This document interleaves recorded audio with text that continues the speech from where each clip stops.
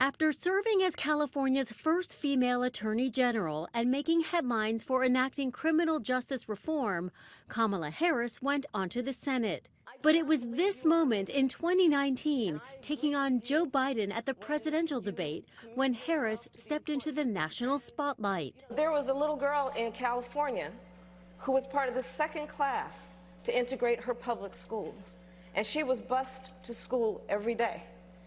And that little girl was me.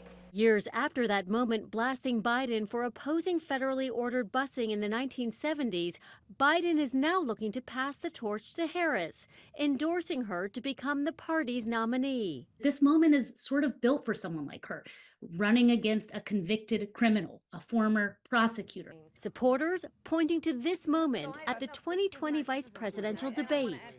Mr. Vice President, I'm speaking. But to become the presidential nominee in 2024, Harris needs to win over delegates for next month's convention.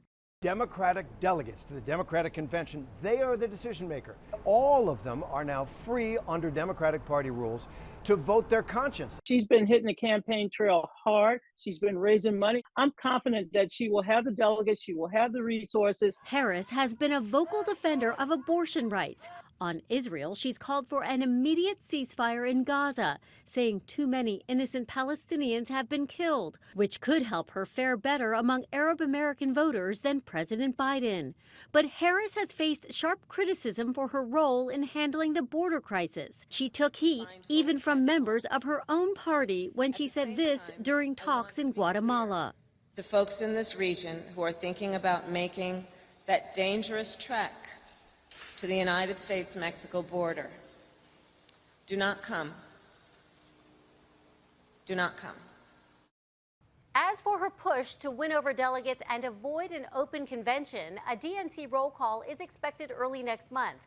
The DNC Rules Committee says it will meet this Wednesday to discuss next steps in selecting a new nominee. Allison Cossack, ABC News, New York.